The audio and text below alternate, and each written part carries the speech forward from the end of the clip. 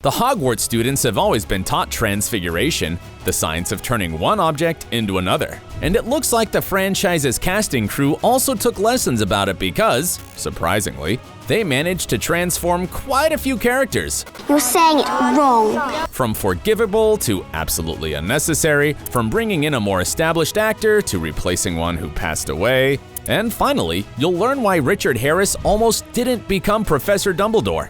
Voldemort, nose or no nose?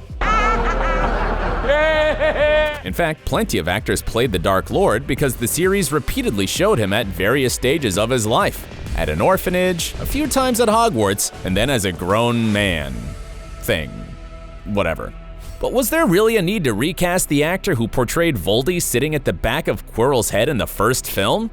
Yes, it actually was necessary, and I'm gonna tell you why. In The Sorcerer's Stone, Voldemort was played by Richard Bremmer, an actor mostly known for his roles on British TV. Harry Potter. Most of his facial features were changed with the help of special effects, except for his nose, which led to many questions from fans of the series. Did Voldy lose his nose somewhere in between? Guess we'll never know. Anyway, in The Goblet of Fire, we saw Ralph Fiennes as the Dark Lord. The Harry Potter crew decided to offer him the role instead of inviting Bremmer back. First of all, because they wanted a more experienced and well-known actor at that point. Well, there's nothing bad about some extra hype, right? I've been in the business a long time and it didn't surprise me they just went for a bigger name, being Hollywood-led, and I'm happy to pass it on to Ralph, Bremmer himself commented on that. So, yeah, no hard feelings. The Fat Lady got closer to the book version. The change of actress led to a significant change of character in this case.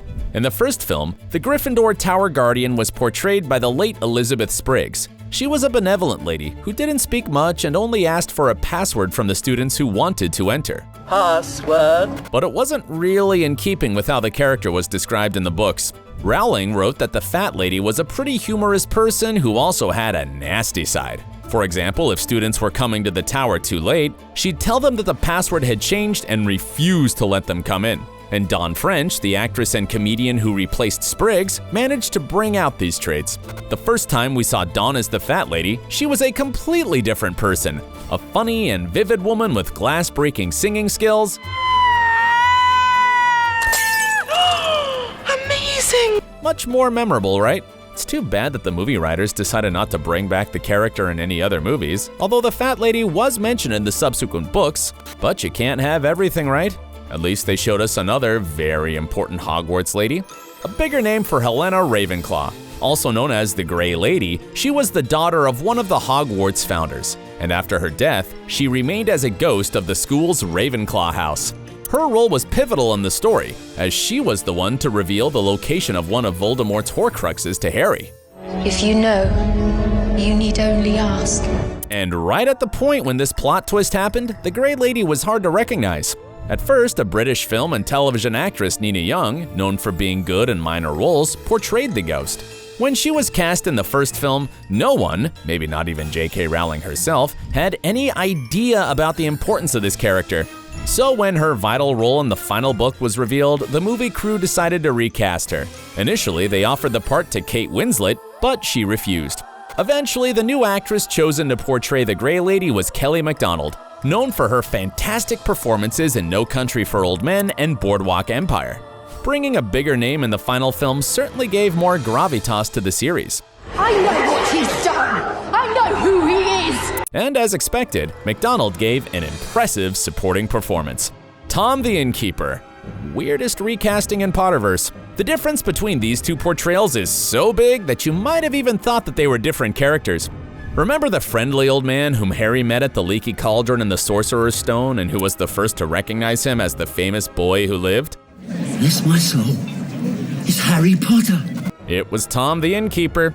Fast forward to the third film, remember a bald and hunchback yet smiley guy who welcomed Harry into his inn after he accidentally inflated his Aunt Marge? Well, that was also Tom the Innkeeper. Believe it or not, they were supposed to be the same character. Derek Dedman, who was the first to play him, basically left the movie industry shortly after the first Harry Potter film and didn't want to return to the role. So it's logical that they had to recast the character, but it's still unclear why they didn't find someone who looked at least a bit more similar to Dedman. Jim Tavere was the one to play Tom in The Prisoner of Azkaban. And although the recasting was so weird, his performance was pure comedic gold. The Bill Weasley actor's only qualification. You probably didn't even notice this replacement because the first actor to portray the oldest Weasley brother appeared only briefly. When we first saw Bill, he was just an extra in a Weasley family photo played by Richard Fish. Hired as nothing but a background actor, there had to be someone in the photo, right? He probably hoped that the Harry Potter crew would invite him back into the series in the subsequent films. But as we now know, that never happened. After all, the guy didn't have any acting experience, so it was no surprise that the crew had to look for a new actor when Bill's role became bigger. Donald Gleason replaced Fish as the eldest Weasley brother in the final films. Bill Weasley. Oh, pleasure to meet you. In real life, he's the son of Brendan Gleeson, who played Mad-Eye Moody in the franchise. But it wasn't Domhnall's connections that brought him into the series. In fact, he was cast as Bill because of his hair color. "I got that role because I'm a ginger. Red hair was my only qualification," the actor revealed to The Telegraph. Yeah, that's pretty funny. Hot debate about Lavender. There were quite a few secondary characters who didn't appear nearly as often in the movies as they did in the books. Lavender Brown was one of them. You probably didn't even notice her before The Half-Blood Prince, where she dated Ron for a while, but she was there in the previous films, only played by a different actress. It was Jennifer Smith, and she was replaced by Jessie Cave in the final movies. Don't worry, Ron. I'm here. Looks like something happened to Lavender in between because she changed so much. On a more serious note, it remains one of the most controversial recastings in the Harry Potter series. Why would they cast a black actress and replace her with a white actress when the character became more prominent?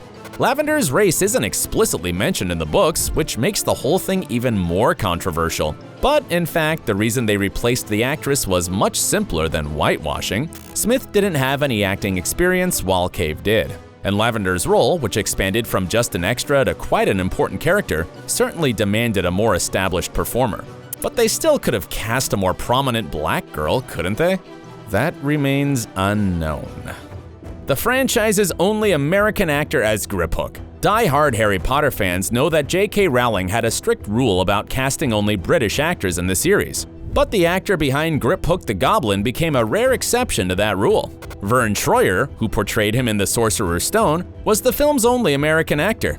And does Mr. Harry Potter have his key? Interestingly, he only played the visual part of the character, whereas the Goblin's voice was that of his co-star, Warwick Davis, who also portrayed Professor Flitwick. When Griphook's role became more prominent in the Deathly Hallows, Davis took over the part completely. The actor later explained why he wanted to play Griphook himself. Griphook has so much more depth to him that I've ever been able to get into my work as Professor Flitwick. Meanwhile, the Harry Potter crew never elaborated on why exactly they decided to replace Troyer. Oh, and one more thing. You probably noticed how different Flitwick looked in the beginning and at the end of the series. He got much younger, didn't he? But interestingly, this time it didn't happen because of recasting. Davis still played the character, and the change happened because a new director viewed Flitwick differently. What an odd transformation, right? The saddest recasting. Are the rumors true? Help us. I'm afraid so, Professor. Did you know that Richard Harris, the first actor to portray Dumbledore, almost didn't play him? When he was asked to join the cast, he initially refused. That is one of my more brilliant ideas. But then his granddaughter, who happened to be a Harry Potter fan, said that she would never talk to him again if he didn't take the role. So that's what he did. And the first Dumbledore we saw looked perfect. Let the feast begin. Harris was charismatic and had sort of a regal poise. Sadly, he passed away 2 weeks before the Chamber of Secrets premiere, so the crew obviously had to find a new actor. It ended up being Michael Gambon, who showed us a completely different side of Dumbledore. Well, being me has its privileges. Similarly charismatic, he showed the character from a more eccentric side. I have no intention of going to Azkaban. Enough of this. Take him!